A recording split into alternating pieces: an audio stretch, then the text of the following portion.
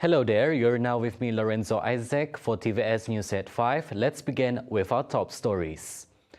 Trade and economic cooperation were discussed between Malaysia and China during an audience granted by the Yang di-Pertuan Agong Al-Sultan Abdullah Ri Ayatuddin Al-Mustafa Billah Shah to Chinese Foreign Affairs Minister Wang Yi at Istana Negara. Comptroller of the Royal Household of Istana Negara, Dato' Ahmad Fadil Shamsuddin, said the audience was the first for Wang Yi, who is on a two-day official visit to Malaysia. Ahmad Fadil said during their meeting, which lasted 45 minutes, His Majesty and the Minister discussed various matters relating to bilateral relations between Malaysia and China, which had existed since 1974, while elevating the two nations' relations to a comprehensive strategic partnership in 2013. Both countries will celebrate the 10th anniversary of the partnership next year. Also present were Foreign Minister Datuk Sri Saifuddin Abdullah, Chinese Ambassador to Malaysia Kuyang Yujing, and Foreign Ministry Secretary General Datuk Amran Mohamed Zin. To symbolize the richness of diversity in the state, Premier of Sarawak, Dato' Patinggi Tan Sri Abang Johari Tun Openg, had suggested that mosques built in newly developed areas in Cebu are incorporated with architectural features inspired by the non-Muslim community. Saya bincang dengan Dr. Anwar, mungkin kawasan-kawasan baru di mana ada masyarakat bukan Islam di tempat di situ. Kita boleh juga membina masjid yang memberi seni bina masyarakat yang lain. Maksud saya, macam saya buat di EPF'S dan juga Tun Taib buat di Ong Tan So. Bentuknya adalah bentuk Cina sikit kalau kita ada masyarakat berjangkau. He added that the Muslim community in Cebu is growing rapidly, and this is proven by the construction of a new mosque in Kemuyang and Cebu Jaya. Jadi apabila ada seni bina demikian, termasuk macam masjid di negeri China, jadi mungkin kita dapat menerapkan dakwah kita kefahaman mengenai dengan ajaran Islam. He said so at the opening ceremony of Masjid Al-Qadim in Cebu on Monday night. During the same ceremony, Abang Johari also presented a contribution of 30,000 ringgit from the state government to the Rumah Panjang Jalak Iban Islam Community Centre Committee and Surau Al-Falah Committee. Voluntary contributors under the Employees Provident Fund EPF'S Saraan program have increased by 77% to 599,000 people in the first quarter of 2022. Finance Minister Tengku Datuk Seri Zafrul Tengku Abdul Aziz said EPF will continue to target the informal and self-employed sectors to ensure that all Malaysians will benefit from retirement savings. Untuk memastikan kesemua rakyat Malaysia akan mendapat manfaat daripada simpanan persaraan. Kerajaan juga sedang giat mengkaji dasar-dasar yang dapat mempercepatkan proses peningkatan limputan perlindungan sosial yang akan diumumkan kelak. He said so at the Lindong Insurance and Takaful Facility launch ceremony on Tuesday. Besides that, he said the government has announced a minimum wage of 1,500 ringgit on May 1st, 2022, which will also contribute to improving the quality of life of the people. Meningkatkan keselamatan sosial merupakan aspek penting dalam mengurangkan jurang kekayaan. Jika isu struktur ini tidak ditangani segera, ianya bakal menjadi risiko kepada kestabilan sosioekonomi negara di masa hadapan. According to Tengku Zafrul, although the government and EPF are studying policies that can strengthen social security for Malaysians in the long run, short-term efforts also need to be continued for now. Ini kerana hakikatnya masih ramai yang tidak langsung tahu mengenai keperluan serta kepentingan insurans atau takaful, atau jika mereka sedar mengenainya untuk menyediakan payung sebelum hujan, mungkin mereka kurang berkemampuan. This, he said, caused many Malaysians to still not have any form of insurance or takaful coverage. Elaborating further, He said the financial burden would be borne not only by the government, but also by taxpayers in the future if the elderly could not meet their basic needs. Therefore, EPF members are advised to seize this opportunity to obtain appropriate insurance and takaful coverage through iLindong. On a related matter, Tengku Zafrul said the registration of new EPF members has increased by 57% to 146,000 members in the first quarter of 2022, in line with EPF's efforts to embark on a long-term strategy to expand the social protection coverage of Malaysians in an effort to strengthen the government-linked company's GLC support ecosystem. Adding further, the finance minister said, although various social protection initiatives have been introduced and some have received government funding, the average awareness of the importance of social protection and preparing for old age is still too low among a large number of Malaysians.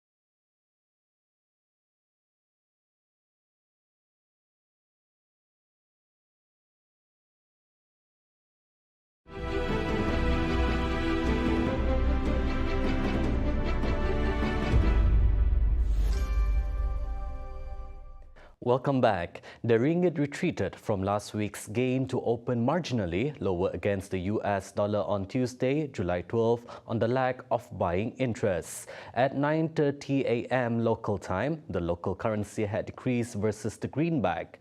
Meanwhile, the market was closed on Monday for the replacement holiday of Hari Raya Aidil-Adha. As market sentiment is expected to remain fragile amid the weakening global growth outlook due to faster-than-expected interest rate hikes by major central banks, Kenanga Research said pro-cyclical currencies, including the ringgit, may continue to trade in a volatile manner and depreciate against the US dollar. Despite Bank Negara Malaysia's back-to-back 25 basis point overnight policy rate hike and strong domestic retail sales reading, the ringgit last week weakened near the 4.43 level for the first time since March 2020 against a strengthening US dollar. However, the ringgit was traded firmer against a basket of major currencies. The local currency strengthened against the British pound and was higher vis-a-vis the Singapore dollar. The ringgit also rose against the Japanese yen last week and increased versus the euro. Meanwhile, the government remains optimistic that the country will continue to record a positive growth this year due to its diversified economy. Finance Minister Tengku Datuk Seri Zafrul Tengku Abdul Aziz said Malaysia has seen a strong second quarter growth. Hence, his ministry strongly feels that the momentum will continue for the third quarter. However, he reminded the public of the base effect on last year's third quarter. Based on data from reputable international agencies, Tengku Zafrul said it showed that Malaysia's gross domestic product GDP growth forecast of between 5.3% and 6.3% in 2022 is still on track. Meanwhile, commenting on the growth figures by sectors, he said that although it is seen as uneven, however, sectors such as palm oil, oil and gas, and manufacturing were doing well so far. Furthermore, he said the government through fiscal policy will have to play the role to ensure that the economy is on track. Tengku Zafrul said, however, Malaysia, together with other countries, will have to be prepared for any eventualities, including a global recession. Meanwhile, on the fiscal space, he said Malaysia is still in a better position compared to last year's, given the growth in the economy and improvement in commodity prices. Adding further, he said that the government has recently increased the Bantuan Keluarga Malaysia, the largest direct cash assistance, to the tune of 8 billion ringgit so far.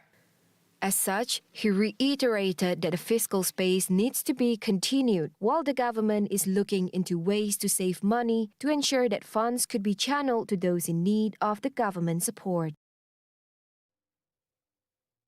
U.S. President Joe Biden and NASA's chief, Bill Nelson, on Monday, July 11, released the debut photo from NASA's James Webb Space Telescope, an image of a galaxy cluster revealing the most detailed glimpse of the early universe ever seen. The $9 billion Webb Observatory, the largest and most powerful space science telescope ever launched, was designed to peer through the cosmos to the dawn of the known universe, ushering in the revolutionary era of astronomical discovery. The White House sneak peek of Webb's first high-resolution, full-color image came on the eve of the larger unveiling of photos and spectrographic data that NASA plans to showcase on Tuesday, July 12, at the Goddard Space Flight Center in suburban Maryland. The image showcased by Biden and NASA chief Bill Nelson showed the 4.6 billion-year-old galaxy cluster named SMACS 0723, whose combined mass acts as a gravitational lens, distorting space to greatly magnify the light coming from more distant galaxies behind it. And that light that you are seeing on one of those little specks has been traveling for over 13 billion years. And by the way, we're going back further because this is just the first image. They're going back about 13.5 billion years. And since we know the universe is 13.8 billion years old, we're going back almost to the beginning.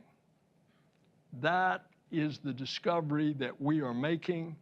According to Nelson, that makes it just 800 million years younger than the Big Bang, the theoretical flashpoint that set the expansion of the known universe in motion some 13.8 billion years ago. Meanwhile, Joe Biden reminded American citizens that they can do great things with hard work and effort. These images are going to remind the world that America can do big things. And they remind the American people, especially our children, that there's nothing beyond our capacity, nothing beyond our capacity. Webb was launched to space for NASA and its European and Canadian counterparts on Christmas Day 2021 from the northeastern coast of South America. The highly anticipated release of its first imagery follows 6 months of remotely unfurling Webb's various components, aligning its mirrors and calibrating instruments. See the world closer with TVS as we bring you the latest news updates both locally and internationally. Just a click away by heading onto our official website at TVSTVMY or follow us on our social media platforms. That's all the time we have for TVS News at 5. I'm Lorenzo Isaac. Thank you for watching.